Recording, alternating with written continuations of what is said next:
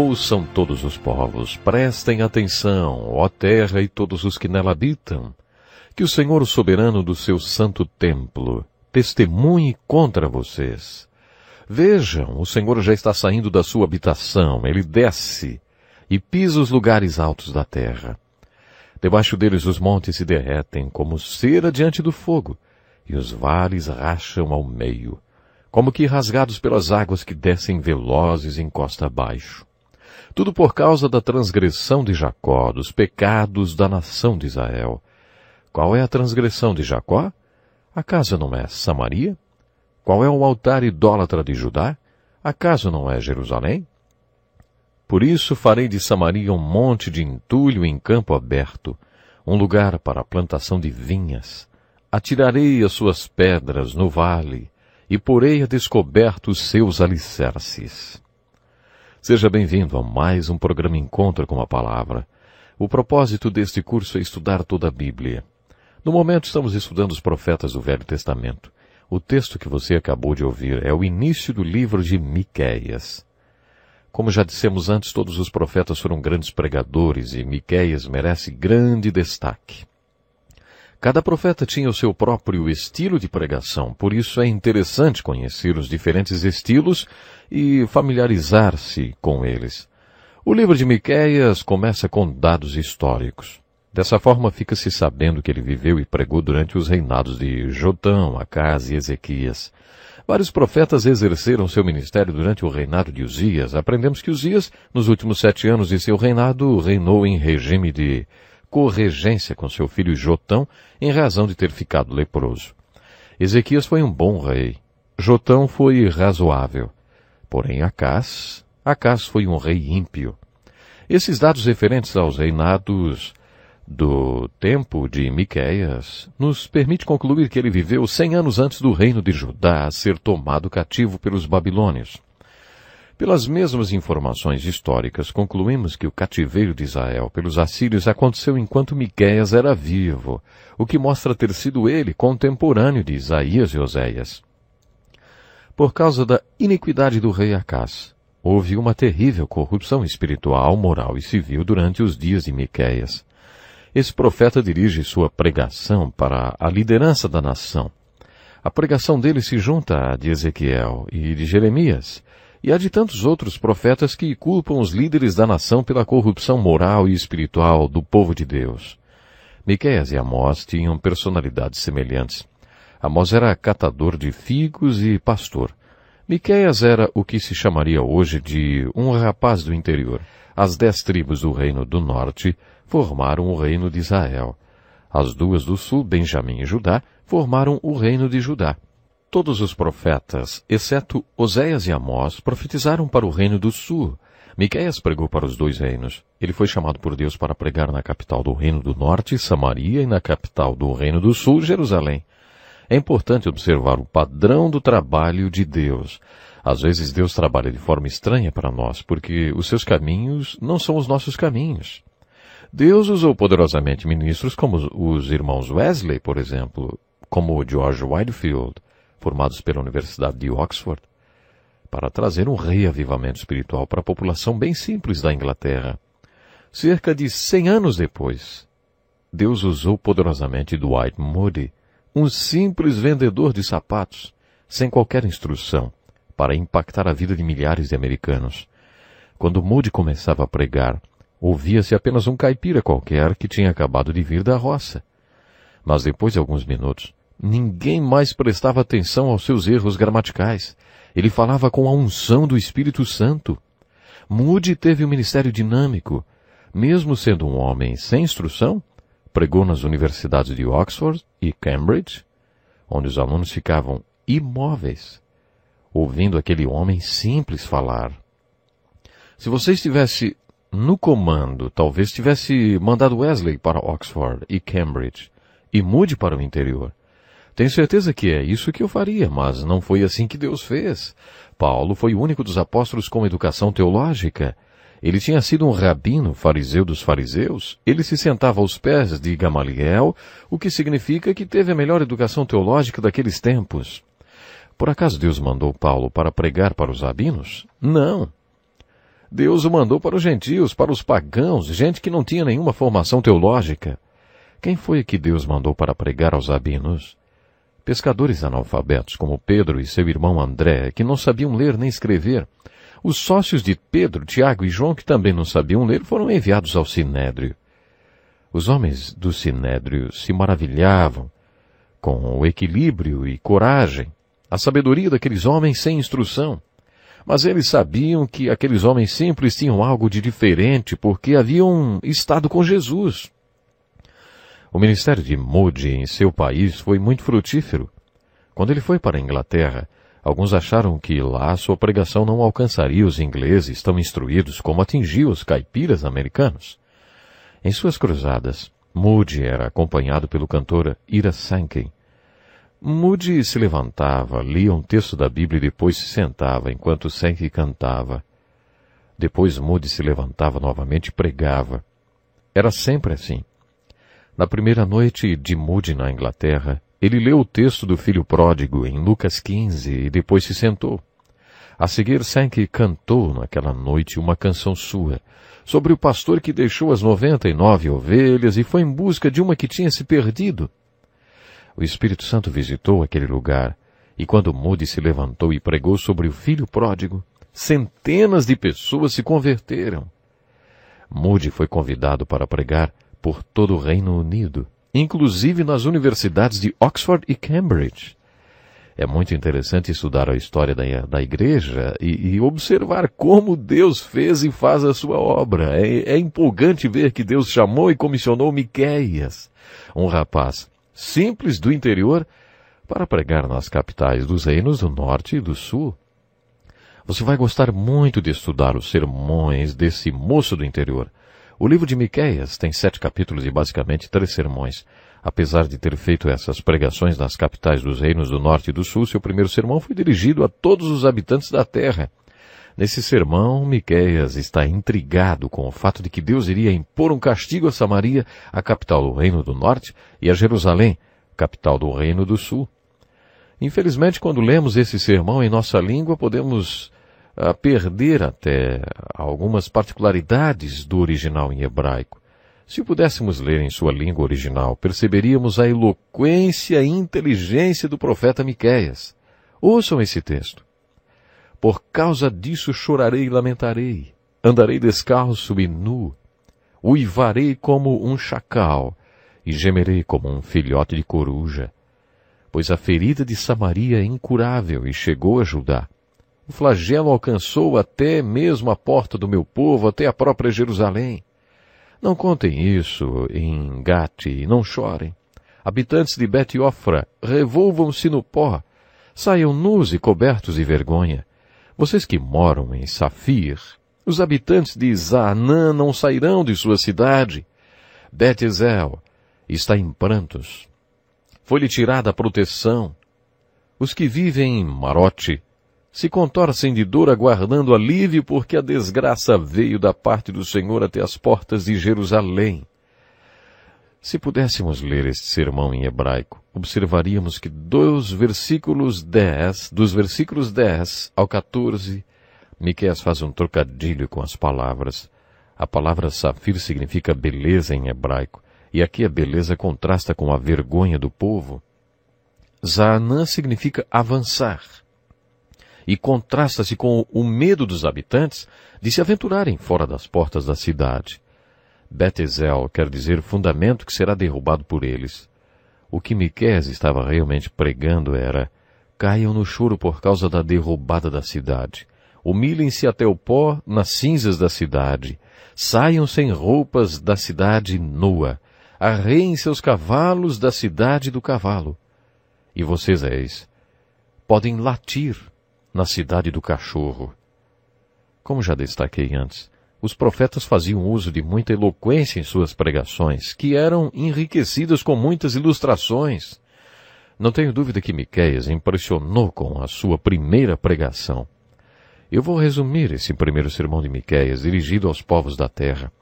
Miqueias afirmou que a intenção de Deus era ser glorificado através do seu povo. Através do seu povo, Deus queria mostrar a todo mundo como ele é. Afinal, para que Deus criou o homem, hein? Ele não criou o homem para ter comunhão com ele porque sentia-se muito só. Não. De acordo com as Escrituras, Deus criou o homem porque queria criaturas que fossem um reflexo da sua imagem e semelhança para toda a sua criação. Foi para isso que Deus criou o homem. A intenção de Deus era que o povo hebreu mostrasse ao mundo todo como era o seu Deus. Nos dias de Miqueias, aquele povo passava por um declínio moral e espiritual. Ele não estava sendo um reflexo da imagem de Deus. A mensagem de Miqueias para todos os povos era basicamente essa. A vontade orientadora de Deus para seu povo era que esse povo fosse um reflexo de sua imagem. No entanto, mesmo ele não sendo como Deus o planejou, Deus vai cumprir seu propósito através dele. Deus vai revelar-se ao mundo através dele. Deus vai punir seu povo diante de todo mundo. Quando Deus punir o seu povo, usará o mundo para fazê-lo. E quando Deus punir seu povo, mostrará ao mundo um reflexo de sua imagem e semelhança. O segundo sermão se inicia no capítulo 3, versículo 1, e vai até o versículo 15 do capítulo 5. Esse segundo sermão é também de grande importância nas profecias de Miqueias. Para entendermos melhor esse sermão, precisamos de um certo conhecimento da política da época, uma vez que esse sermão tem a ver com as atitudes do governo. Nele, Miqueias revela sua preocupação com a atuação das autoridades governamentais. Ele dirige seu sermão aos líderes políticos do povo de Deus, que seria para nós hoje o governador e o prefeito. Ele também se dirige aos líderes espirituais, como os sacerdotes e os profetas. Segundo a visão de Miqueias, havia 3 tipos de líderes numa forma de governo dirigida por Deus. O primeiro deles seria o sacerdote. Sua função era representar o povo e lhe ensinar as verdades espirituais que Deus tinha para o seu povo. Os sacerdotes, além de serem os professores responsáveis pelas questões espirituais, deveriam ser também exemplos daquilo que ensinavam. O papel do profeta era ser o líder moral do povo, exortar os sacerdotes a que instruíssem o povo na obediência à palavra de Deus. Isso se aplica principalmente quando os sacerdotes eram corruptos e o povo imoral. Miqueias, portanto, responsabilizava os profetas pelo declínio moral da nação. De acordo com Miqueias, o terceiro líder nesse governo dirigido por Deus é o líder civil, responsável pela aplicação da lei de Deus ensinada pelo sacerdote e pregada pelo profeta. Ainda hoje, em nossa cultura, temos a figura desse líder. O pastor prega a lei de Deus, enquanto o oficial da lei é o homem nomeado por Deus que verifica se a lei de Deus pregada pelo pastor está sendo obedecida. O apóstolo Paulo, em sua carta aos Romanos, capítulo 13, fala sobre os oficiais da lei, sobre o homem que usa distintivo e tem autoridade dentro da sociedade, e diz que ele é como um ministro de Deus, assim como o pastor é no púlpito. Ele exorta o cristão a obedecer à autoridade que pode usar a sua espada, o que seria hoje uma pistola 9 milímetros, e usá-la com a finalidade de corrigir aquele que infringir a lei. Quando essa autoridade puxa o gatilho, está exercendo a autoridade que Deus lhe deu. As Escrituras nos ensinam que o governo vem de Deus, é instituído por Deus. Miqueias apresenta 3 níveis de governo. Como dissemos, existe o líder espiritual, o sacerdote, que tem a função de ensinar e de ser um exemplo daquilo que Deus quer que o povo conheça, e também interceder junto a Deus pelo povo. O profeta prega e exorta o povo a que obedeça ao ensino ministrado pelo sacerdote. O líder civil deve fazer valer as leis de Deus que vêm através do sacerdote e do profeta. Ouçam, vocês que são chefes de Jacó, governantes da nação de Israel, vocês deveriam conhecer a justiça, mas odeiam o bem e amam o mal. Arrancam a pele do meu povo e a carne dos seus ossos. Aqueles que comem a carne do meu povo arrancam a sua pele e despedaçam seus ossos e os cortam como se fossem carne para a panela. Um dia clamarão ao Senhor, mas ele não lhes responderá. Naquele tempo ele esconderá deles o rosto por causa do mal que eles têm feito. Assim diz o Senhor, aos profetas que fazem o meu povo desviar-se, e que quando lhes dão o que mastigar proclamam paz, mas proclamam guerra santa contra quem não lhes enche a boca, por tudo isso a noite virá sobre vocês. Noite sem visões, haverá trevas, sem adivinhações.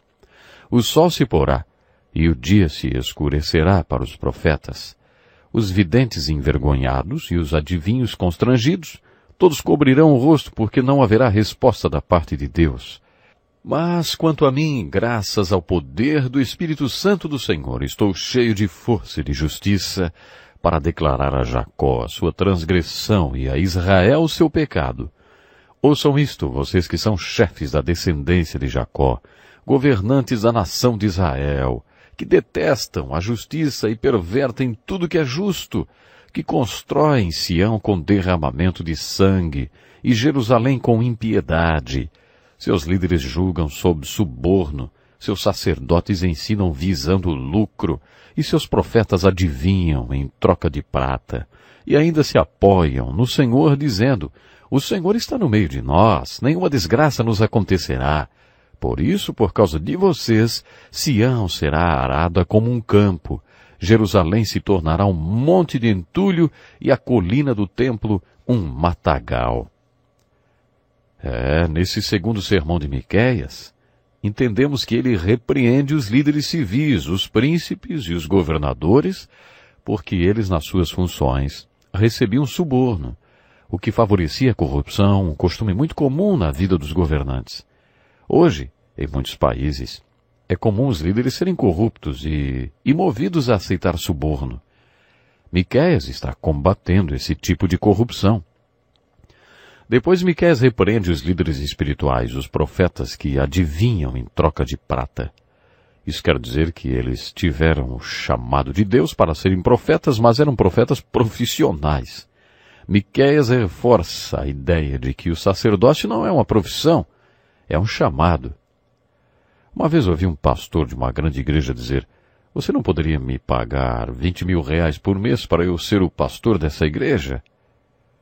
Mas uma vez que Deus me chamou, eu aceito o ofício como um trabalho voluntário. É isso que deveríamos ver num homem que encara seu ministério como um chamado divino. Será que tem como se pagar toda a pressão, todo o desgaste, porque passa o pastor de uma igreja? Não dá, é impossível. Não há dinheiro que pague. Se o pastor for um homem temente a Deus, não deve estar visando o pagamento que vai receber. Ele faz o que lhe foi designado porque recebeu um chamado. Os membros da igreja vão suprir suas necessidades para que ele fique livre para cumprir esse chamado. O ministro que tem o chamado não está pensando em fazer carreira ou no dinheiro que vai receber. Mas é claro, a igreja, como disse, vai suprir as necessidades do pastor. Ele precisa de um carro para se locomover, ele precisa sobreviver, ele precisa sustentar seus filhos na escola, ele precisa viver. Isso é lógico. Mas o pastor não pode ser comparado com outros profissionais. Quando um pastor ensina em troca de pagamento, então ele torna-se apóstata. Torna-se um simples profissional como qualquer outro. E Miqueias combateu a secularização do ministério. Depois Miqueias passa a repreender os líderes morais, os juízes que aceitavam dinheiro para favorecer um ao outro numa causa, pessoas que aceitavam dinheiro às escondidas com esse propósito. Ele diz: seus líderes julgam sob suborno, seus sacerdotes ensinam visando o lucro. Miqueias os condenou por tirarem proveito da função que exerciam, com propósitos ilícitos. Quando o profeta acusou os líderes espirituais de estarem visando lucro com o ensino, quis dizer que eles estavam transformando o sacerdócio em uma profissão secular e exercendo seus ministérios com propósito enganoso. Quando ele disse que os profetas adivinham em troca de prata, ele os acusa de exercerem a bruxaria e a magia. Jeremias também acusou os profetas da mesma coisa. Jeremias disse: ouvi o que dizem os profetas, que profetizam mentiras em meu nome, dizendo: tive um sonho. Até quando os profetas continuarão a profetizar mentiras e ilusões de suas próprias mentes? Tanto Miqueias como Jeremias reprovaram as pregações de alguns profetas que falavam dos seus próprios sonhos e visões. Imagine o povo de Deus nos seus lugares de adoração, Como ovelhas, olham para cima buscando ser alimentados pela palavra de Deus, mas não acham alimento. E o mais grave é que esses falsos servos de Deus estão sentados na mesa do Pai, estão na casa de Deus, onde se espera que seja pregada a sua palavra. Era com isso que Miqueias se indignava. Os sacerdotes ensinavam visando o lucro, e os profetas adivinhavam em troca de prata, e o povo não ouvia a palavra de Deus. Mais tarde, por causa do comportamento desses líderes espirituais, o governo se separou deles. Isaías e Miqueias foram contemporâneos e em muitas coisas suas mensagens coincidem. Os dois estavam preocupados com o governo. Isaías enfatizou o trono de Deus e o fato de que Deus governa o mundo do seu trono. Considere Nabucodonosor. Ele soube que ficaria demente por 7 anos até que se conscientizasse de que o Altíssimo reina e dá poder a quem quer dar. Era isso que Deus queria que as pessoas entendessem com a experiência de Nabucodonosor. Isaías sabia disso, que Deus dá poder a quem Ele quer. Miqueias também falou sobre isso, mas se concentrou no fato de que Deus delega poderes ao povo.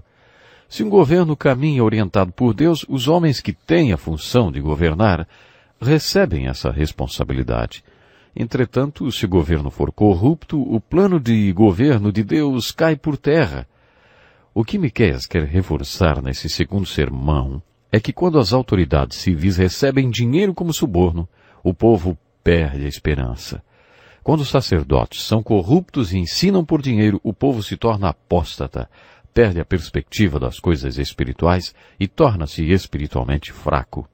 Se o profeta não pregar a palavra de Deus, o povo torna-se corrupto moralmente e todo o sistema de governo se desintegra. O enfoque do segundo sermão de Miqueias está nos líderes do governo. Ele fala sobre governo que é orientado por Deus. Esse segundo sermão de Miqueias pode fazer de você um político ativo. Miqueias não compartilha do pensamento de alguns cristãos que dizem, não tenho nada a ver com política. Segundo Miqueias, as autoridades são instituídas por Deus e ele trabalha através delas. De acordo com o profeta, é uma preocupação para Deus quando os 3 níveis de governo não atuam conforme os seus planos. Com essa ênfase dada a uma forma de governo, ficamos preparados para a pregação profética do capítulo 5, a partir do versículo 2, onde Miqueias, assim como Daniel, fala do nascimento do Messias. E ele, inclusive, foi o único profeta que disse onde o Messias nasceria. Ele diz, mas tu, Belém Efrata, embora pequena entre os clãs de Judá, de ti virá para mim aquele que será o governante sobre Israel. Que coisa maravilhosa, não? Pena que o nosso tempo já está acabando hoje. Se prepare para estar conosco no próximo programa. Até lá. Este é um estudo escrito pelo Dr. Dick Woodward, na voz do pastor Edson Bruno. Até o nosso próximo encontro com a palavra.